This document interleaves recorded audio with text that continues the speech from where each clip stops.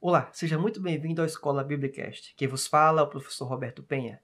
Espero que você aproveite o trecho exposto neste vídeo. Se você quiser ter acesso ao conteúdo completo desta aula, o link vai constar na descrição do vídeo. Aproveite o conteúdo. Por que as igrejas pentecostais estão crescendo? O Robert Menzies ele vai fazer aqui uma apresentação de 5 elementos que ele entende que são pontos essenciais, fundamentais para esse crescimento. Ele até ressalta que esses elementos ele entende em níveis até um pouco diferentes, mas que são presentes, se aplica em todo o mundo, em todos os contextos culturais, seja no contexto ocidental, bem como no contexto oriental, a qual ele, inclusive, é missionário, certo? Então, vamos lá. A ideia do DNA missional é o primeiro elemento que ele apresenta. E aqui são trechos do livro, algumas reflexões. Com base na leitura de Atos, os pentecostais afirmam que todo discípulo é chamado e capacitado, e todo discípulo é encorajado. Então, um dos diferenciais do pentecostal ele entende que a obra missionária é algo fundamental e que ele é chamado para isso. Ou seja, não é um aspecto geral para a liderança ou para alguns poucos escolhidos, não. Todo crente é chamado, inclusive ele. Então, isso impulsiona o anúncio do evangelho, porque ele se sente compelido a ter tal atitude. Um segundo elemento também que ele apresenta é que existe uma mensagem clara. E aqui quero deixar também a ideia do subsídio que eu falei, que só vai constar no Telegram. Desses desdobramentos aqui, existem mais reflexões desses 5 elementos. Eu vou comentar parte desses elementos no canal do Telegram. Então, se você quiser acompanhar, acesse o canal, se inscreva no canal do Telegram. Lá eu vou soltar alguns áudios falando sobre esses elementos, certo? Com base no livro Pentecoste de Robert Menzies, tá certo? A ideia de uma mensagem clara. O Novo Testamento apresenta modelos que devem ser copiados e diretrizes que devem ser seguidas. Esse é o ambiente do pentecostal, ele pensa dessa forma. Em um mundo ainda habitado por grande número de pessoas analfabetas ou semi-analfabetas, a simplicidade da abordagem pentecostal, fundamentada como está na narrativa bíblica, é muito apreciada. Porque você discute e apresenta o evangelho de uma forma clara e direta. E por que isso ocorre? Um dos fatores é porque até mesmo parte dos emissores, vamos dizer assim, da mensagem do evangelho, os evangelistas, os missionários, eles também, muitas vezes, eles não têm esse conhecimento tão profundo. Então, eles tendem a trazer uma mensagem mais clara, mais concisa. E isso facilita o entendimento também de quem vai receber essa mensagem. Então, a ideia de uma mensagem muito clara, sem perder tempo com questões aí teológicas que são importantes para serem tratadas, são, mas não são tão essenciais. Então, a ideia de apresentar a mensagem que Jesus salva, que Jesus cura, que Jesus liberta, que ele vai voltar, é uma mensagem que agrada aqueles que têm dificuldade de fazer reflexões um pouco mais sofisticadas, tá certo? O que não é nenhum problema de se fazer, mas é isso que explica parte do crescimento do protestantismo como um todo, mas em específico muito do pentecostalismo, tá certo? O terceiro elemento que ele apresenta também como um elemento que indica porque as igrejas pentecostais estão crescendo é os prodígios e sinais. Os pentecostais oram rotineiramente pelos enfermos e levam a sério a comissão de Jesus para pregar as boas novas e curar os enfermos. Mais uma vez, o registro de Atos é crucial, pois os prodígios e sinais da Igreja Apostólica formam modelo para a nossa prática contemporânea.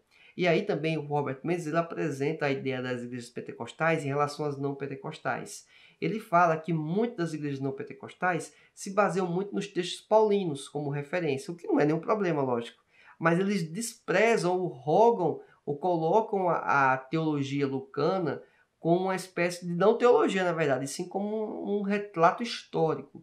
E aí, isso é um dos elementos que faz a diferença do pentecostalismo, porque a gente entende que existe elemento, sim, de doutrina, que existe teologia em tanto Atos dos Apóstolos como também o próprio livro de Lucas. Então, é só para deixar isso bem claro aqui. Então, isso facilita, pois os prodígios e sinais que são comuns dentro do ambiente pentecostal, em virtude da oração e da manifestação do Espírito Santo, facilita, porque as pessoas se identificam e desfrutam desses elementos. Então essa pessoa tende, depois de passar pela experiência de cura, uma parte obviamente vai querer adentrar e se aprofundar no Evangelho e seguir a Jesus. Então, dentro do ambiente, mais uma vez, pentecostal, certo? Aqui andando, finalizando aqui os itens 4 e 5 que ele apresenta, temos a estrutura limitada da igreja. Esse elemento que parece até ser negativo, estrutura limitada da igreja, torna-se um ponto positivo. Porque as igrejas pentecostais, ele apresenta, tendem a ser de regulamento congregacional e não tem pré-requisitos acadêmicos determinados ou rigorosos para a liderança da igreja. Ou seja, os líderes da igreja são reconhecidos e escolhidos pelos membros da congregação, em grande parte devido à qualidade da vida espiritual e os dons pastorais que o indivíduo tenha. Isso, inclusive, facilita grande parte do crescimento das Assembleias de Deus, pois não existe a necessidade de, pelo menos uma parte das Assembleias de Deus, ainda, inclusive, não exige um curso de formação teológica para os obreiros específico, mas sim que eles tenham o dom. Tendo o dom de pastoreio, tendo identificado esse elemento, ele se credencia para ser um pastor. Obviamente, ele tem que manejar bem a palavra e tal, mas perceba que elementos mais engessados, como um curso bacharel reconhecido pela instituição, pela igreja, aqui está tendo um movimento mais relativo para essa linha de pensamento dentro de algumas Assembleias de Deus, mas algo mais recente, tá certo? Então, isso favoreceu a grande expansão das igrejas pentecostais, pois você não fica dependendo de ter o obreiro formado para você abrir uma congregação. Você coloca a congregação quando tem um corajoso que possui esses dons, obviamente, e Deus está no controle, está guiando esse processo. Isso, para quem é pentecostal, é mais fácil digerir. Para quem não é pentecostal, pode pensar que isso é falta de zelo, falta de cuidado, mas é isso que estamos explicando aqui do ambiente pentecostal, certo? Então, se você não é pentecostal e está assistindo essa aula, você tem que entender que o nosso ambiente, a nossa cosmovisão é essa, tá certo? Todos são potencialmente pastores, evangelistas ou missionários.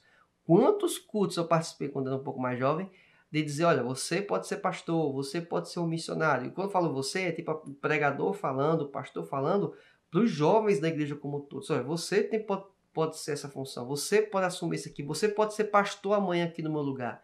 Então, isso é muito presente nas igrejas pentecostais.